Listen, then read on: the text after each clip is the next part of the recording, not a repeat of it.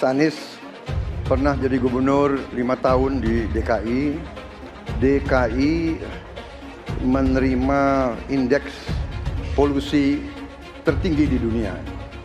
Bagaimana dengan anggaran 80T, Pak Anies sebagai gubernur tidak dapat berbuat sesuatu yang berarti untuk mengurangi polusi?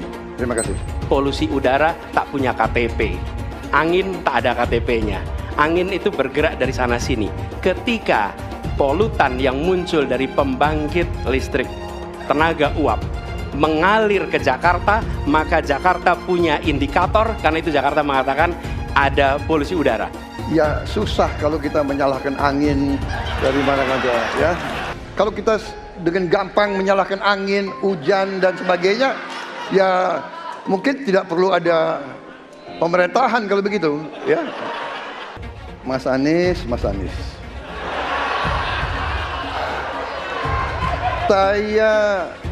Saya berpendapat Mas Anies ini agak berlebihan.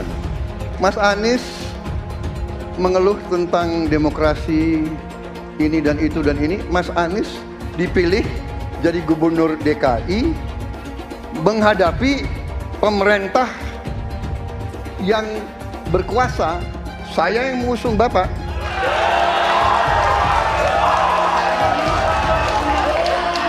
Kalau demokrasi kita tidak berjalan, tidak mungkin Anda jadi gubernur.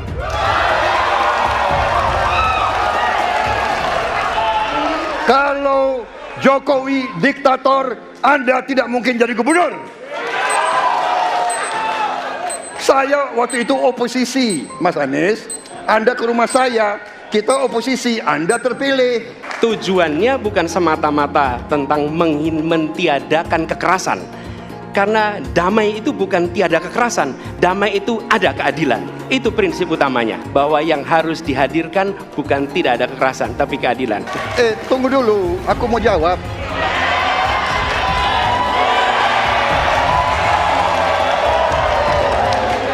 Jadi, benar keadilan. Benar sekali, harus ada keadilan. Tetapi saya mau mengatakan, tidak sesederhana itu, Pak Anies. Ada faktor-faktor lain, Pak Anies. Ada faktor geopolitik, ada faktor ideologi. Inilah yang masalahnya tidak gampang, ya. Tetapi saya pendapat kita harus tegakkan keadilan. Kita harus dialog. Ini masalah bangsa. Ini harus kita, semua kekuatan harus kita rangkul. Untuk semua rakyat Indonesia dan salam hormat kepada agama lain, yang mana saya adalah dulunya pendukung Anies Baswedan sebagai calon presiden Republik Indonesia, 100% mendukung Bapak Anies. Tapi ternyata setelah tahu dia mendukung dengan adanya Rohingya masuk ke Indonesia, maka dengan ini kami 100% membatalkan niat itu. Dan perhatian kepada seluruh rakyat Indonesia, bila Anies jadi presiden memang bahaya. Berarti Indonesia nanti akan penuh dengan Rohingya. Ini adalah ucapan sendiri di video Bapak Anies Baswedan yang telah kita lihat sendiri. Maka dari itu, hati-hati. Batalkan untuk mendukung Anies Baswedan. Hancur Indonesia ini. Karena dia mendukung dengan adanya masuknya Rohingya. Karena bila dia jadi presiden, berarti hancurlah kita semua rakyat Indonesia. Hancur. Jangan didukung Anies Baswedan, berbahaya. Rohingya pasti menemui Indonesia. Apa yang bisa diharapkan dari Anies? Nggak ada. Jakarta amburadul, mimpin Jakarta aja amburadul, apalagi mimpin Indonesia. Anies itu perbual. Kayak mana apa karena perbual itu? Pembohong. Pembohong itu Anies itu. Gak usah dengar itu. Nggak layak jadi pemimpin. Apalagi jadi presiden. Di Jakarta aja kamu tengok itu amburadul. Di Jakarta tingkat kemiskinan tinggi. Pembangunan apa yang bisa dibangun Jakarta? Satu puskesmas pun bangunnya nggak ada. Masjid aja nggak ada dibangun. Mau ibadah. Di mana-mana kelebihan bayar. Apa yang bisa dibangun Anies? Satu aja nggak ada. Satu saja tunjukkan apa yang bikin Anies dibangun di Jakarta. Ganjar belum kampanye saja tetap di atas, apalagi sudah kampanye. Anies yang sudah keliling Indonesia, yang naik jet pribadi, keliling, jangankan naik, makin nyungsep ke bawah. Nah, masyarakat sudah tahu siapa Anies. Anies, siapa di belakangnya? Oligarki, satu. HTI, FPI. Masyarakat Indonesia bukan cari orang Yaman. Indonesia mencari nyaman. Anies ini keliling-keliling Indonesia mau ngapain sih? Bingung saya ngelihat. Menawarkan perubahan tapi tanpa konsep dan gagasan. Apa yang mau dirubah dan perubahannya seperti apa? Apakah akan merubah negara Pancasila menjadi negara khilafah juga nggak jelas. Jadi perubahan apa yang mau ketawarkan nih? Jadi jangan berharap dapat lotre lah nih tiba-tiba jadi presiden Indonesia. Nggak, Indonesia ini terlalu luas, terlalu besar. Jangan bermimpi lah. Bicara ke sana ke sini keliling Indonesia seolah-olah paham dan mengerti masalah negara. Lawang jadi gubernur aja 5 tahun kamu nggak ngerti masalah Jakarta. Apa yang kamu lakukan dengan Jakarta? Nggak ada nih, nggak ada. Masalah Jakarta segitu banyak tak satu pun yang selesai. Yang ada malah kerusakan bertambah. Anies hendak jadi presiden, hendak mengadakan perubahan. Perubahan apa nak kau buat? Nak kau balik Indonesia ni telontang jadi telangkup. Yang sudah maju dipandang mata dunia, hendak kau manakan lagi? Apa yang makanya kalau nak baca kata pidato tu, hendak merubah Indonesia, sebutkan apa yang hendak dirubah. Jangan kata rubah ada, tapi yang hendak dirubah tak ada. Serupa dengan rekam jejak. Lihat rekam jejak. Apa rekam jejak kau di Jakarta? Apa yang kau jaga di Jakarta? Bukan yang ada kalau jaga di Jakarta kau bilang rekam jejak, seakan pidato dulu rekam jejak saja. Gaya orang nanguk kau bodoh-bodoh saja, orang nak pidato kau pembodoh-bodohan. Kau anggap orang Indonesia ini bodoh semua, yang pintar orang Yaman. Yaman. Nantau kau Yaman sana nantau. Bila ingin melihat apa yang akan dilakukan seseorang ke depan, maka lihatlah rekam jejaknya. Karena rekam jejaknya adalah prediktor terbaik untuk masa depan. Pemilihan Gubernur DKI Jakarta yang kemudian memenangkan Saudara Anies Rashid Baswedan sebagai gubernur saat itu juga tidak lepas dari peran dan kedudukan dari HTI maupun FPI yang saat itu dianggap punya peran sentral dalam memenangkan Anies Baswedan. Hak konstitusional itu dirampas oleh rejim Jokowi. Kemudian ketika bergulir kekuasaan baru, ada presiden baru dari Hizbut Tahrir Indonesia dan Front Pembela Islam menuntut kembali haknya, hak konstitusionalnya. Dan kalau Partai Nasdem mau konsisten ya dengan dua narasi ya, narasi perubahan dan narasi restorasi, dia harus merestorasi hak konstitusional HTI dan FPI yang pernah dirampas. Dan kemudian ketika mereka berkuasa, presiden yang didukung Nasdem itu berkuasa, dikembalikan, direstorasi gitu loh. Lah ini wajar. Jadi SKB HTI ya dikembalikan, ya SKTP dikembalikan, kemudian kita hidup damai, HTI ya dikasih porsinya. Apa porsi HTI? Pengen ada kader yang jadi menteri. Apa sih salahnya kita umat Islam mengatur negeri ini dengan syariah kita?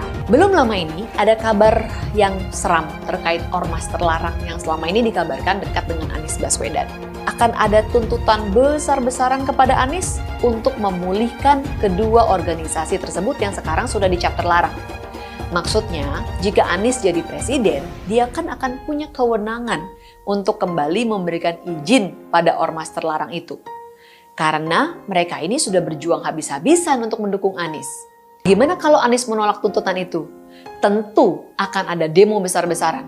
Mungkin bahkan akan ada gelombang demo berjilid-jilid karena mereka telah dikecewakan oleh Anies, padahal sudah didukung dari awal. Ini mengingatkan kita pada fakta bahwa dua ormas ini dulu juga getol mendukung Anies pada Pilgub Jakarta 2017 yang lalu. Mereka memobilisasi massa dengan menggunakan politik sara, sehingga akhirnya Ahok kalah karena gempuran kekuatan politik identitas itu. Saya mau tanya, waktu 212. Saya mensyukuri kenapa kalah, kenapa ditahan. Saya bersyukur atas itu semua. Saya coba bayangkan ya, kalau seandainya waktu itu kita menang gitu ya, hari ini belum tentu kita bisa nikmati seperti ini. Kita bersyukur 5 tahun Tuhan izinkan kasih ke orang yang pintar ngomong untuk kerja. Coba kalau kita bayangkan gitu ya, kalau kemarin saya masih jadi gubernur, ini saya udah turun ini. Tapi yang pintar ngomong itu dikira orang hebat kan? Ini lebih berbahaya tahun 2024. Langsung ketahuan karakternya. Langsung ketahuan itu. Di saya juga ada kutipan Pak di kamar saya Pak. Tulisannya, Jakarta telah mengambil keputusan yang fatal. Jangan sampai bapak politik identitas justru menang dengan cara menipu umat Kristen. Jadi kalau sekarang umat Kristen mendukung Anies, mereka akan membayar mahal kerelaannya untuk menukar iman hanya untuk kepentingan sesaat. Kita tahu Anies lahir dari apa? Politik identitas. Yang dia dulu melabeli kafir semuanya kepada yang non-muslim. Saya mintalah kepada muslim yang waras dan kepada kelompok minoritas. Janganlah Anda memilih pemimpin yang berkarakter seperti Anies. Elektabilitasnya Anies merosot ya seiring mulai terkuaknya kontroversi dari kepemimpinan Anies di Jakarta. Gen Z juga tahu kalau Anies adalah sosok yang didukung kelompok intoleran yang membuat Pilgub DKI 2017 menjadi sangat kotor. Politik identitas yang mengarah ke perpecahan seperti yang dikeluarkan pendukungnya Anies, yaitu Kadrun bin Kampret. Kafir lah, laknat lah, PKI lah, ya cuman itu doang kemampuannya.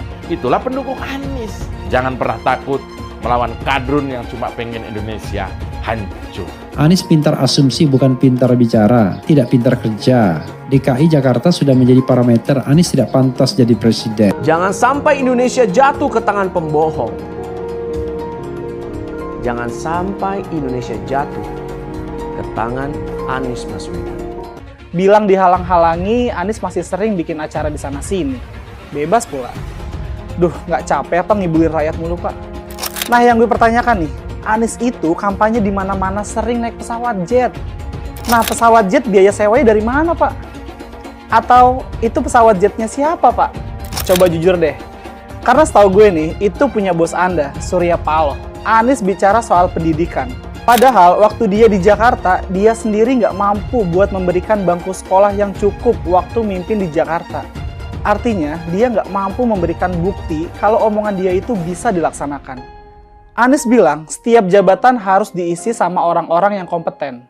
Lah, faktanya di Jakarta, beberapa jabatan diisi sama orang-orang dekatnya dia. Nggak kompeten pula. Terus TGUPP, itu yang jumlahnya seabrek-abrek, fungsinya buat apa, Pak? Kok Jakarta makin berantakan sih? Sekali lagi, Anies nggak bisa membuktikan omongannya. Anies bilang dia akan membuka lapangan kerja. Yang dulu janjinya 200.000 lapangan kerja, ternyata cuma omong kosong, alias cuma janji palsu. Soal pembangunan yang berkelanjutan. Dia bilang di Jakarta dia udah meneruskan yang udah baik. Lu jangan percaya ya, itu ngibul. Faktanya nggak seperti itu loh. Belum lagi nih, program penanggulangan banjir. Jadi di daerah Jakarta itu ada daerah yang sebelumnya udah bebas banjir. Pas Anies mimpin, kok bisa-bisanya daerah itu banjir lagi? Gimana nggak banjir kalau kalinya udah nggak pernah dikeruk sama dibersihin, Pak? Kalau soal Jakarta, gue bisa bicara banyak deh. Jadi gue saksi bobroknya kepemimpinan Anies di Jakarta. Dan gue bisa pastiin, omongan manisnya Anies soal apa yang dia lakukan waktu mimpin Jakarta itu banyak ngibulnya. Presiden kita ini memecah belah umat. Kalau punya jejak pernah memecah belah umat, jangan dipilih.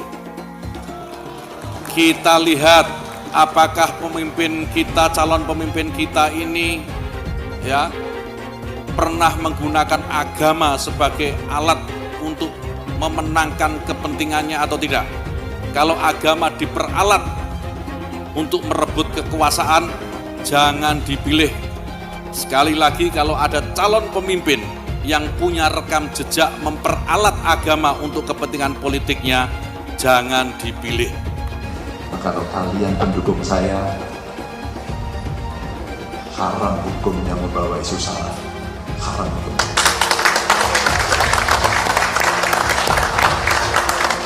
Kita sudah lelah dengan isu itu.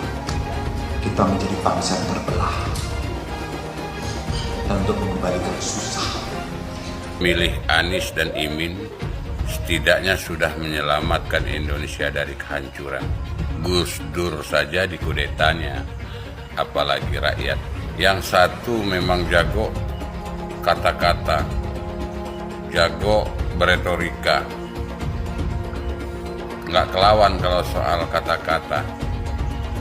Di sisi lain, kita sama-sama melihat yang sudah ditulis pakai tangan dia sendiri, pakai hati dia sendiri, lagi dia ingkari, apalagi hanya mengandalkan kata-kata dan janji.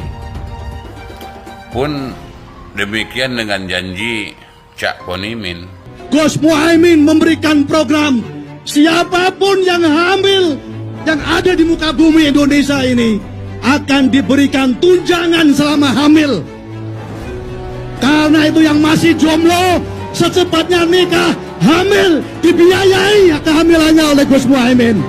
Akan mendapatkan subsidi, akan mendapatkan tunjangan rata-rata 6 juta selama kehamilan. Gus Muhaimin dan PKB menang. Semua yang punya sepeda motor, BBM-nya kita subsidi gratis tanpa biaya. Siapa yang di sini punya sepeda motor?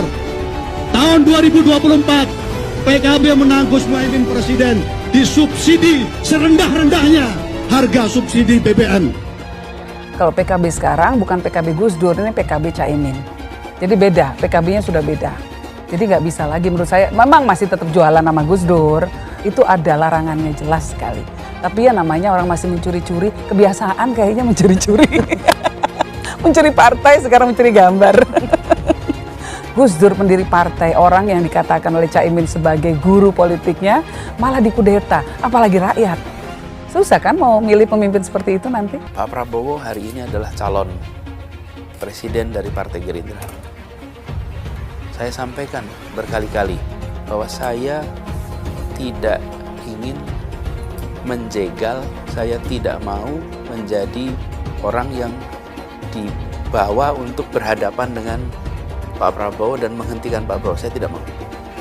Dan saya katakan itu kepada siapapun yang datang kepada saya untuk berbicara tentang calon presiden. Yang nanti anak saya dan anak-anak saya akan ingat itu. Nah, saya tidak mau mengkhianati, menikam pada orang yang dulu sudah bekerja, membantu, dan berjuang bersama. Bapak Politik Identitas Indonesia Anies Baswedan, Bapak Intoleransi Indonesia Anies Baswedan, jangan lupakan, jangan terlena, jangan sampai dia pecahkan kita dengan dagangan ayat dan mayatnya. Air itu turun dari langit, turunnya ke atap rumah langsung sumur bor, bukan ke sungai dan ke laut. Saya ingatkan, jangan ada lagi politik identitas. Jangan ada lagi politisasi agama. Penjajahan di depan mata itu di Jakarta. Kita semua pribumi ditindas. Kini saatnya kita menjadi tuan rumah di negeri sendiri. Saya bilang, Nis, ente nggak bisa jadi presiden. Kenapa? Karena presiden adalah orang Indonesia asli, saya bilang. PKI yang kita harapkan, Anies Baswedan yang begitu jelas Islamnya. 4 tahun 8 bulan jadi gubernur. Mana peraturan pergub saja yang melarang migrasi? Mana perda Islam apalagi? Yang akhirnya tidak berani juga menegakkan hukum. Banjir tetap banjir, macet tetap macet, kriminalitas Jakarta. Anda tahu, 2 menit sekali terjadi pencurian. Sekarang orang sedang euforia, dia mau dicapreskan. Bagaimana umat terjebak lagi, bodoh lagi, masuk lagi. Kalau misalnya memang Anies itu mau maju dan dia tekad mau menegakkan hukum Islam dan menyatakan perlawanan, saya peduli. Tapi dia tidak lakukan itu. Jangan hanya konsentrasi pada pembangunan, benda-benda mati yang indah difoto dan bisa ditunjukkan dalam 5 tahun hasilnya. Kalau kita mau menilai sebuah janji, maka lihat janjinya, lalu lihat kenyataannya. Dulu janjinya apa ya? Dan ini aneh, betul-betul aneh.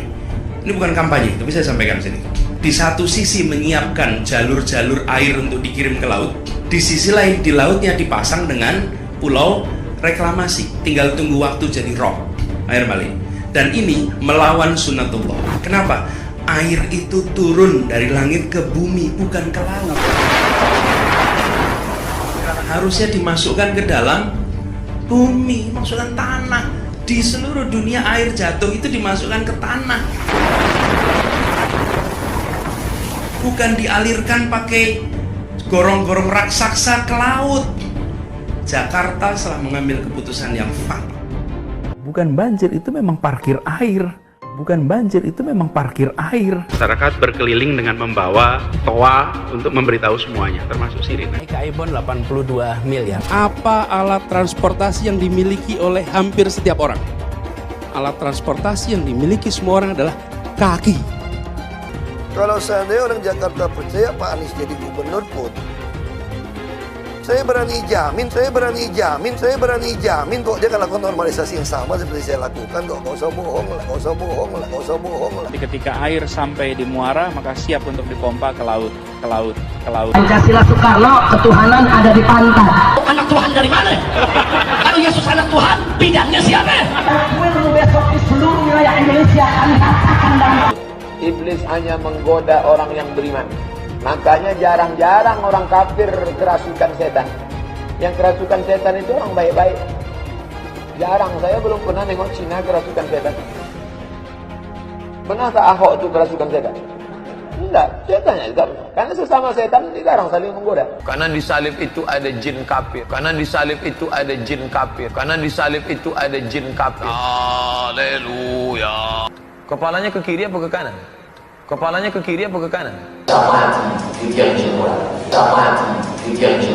Tetap percaya salib itu lambang mulia, bukan jin.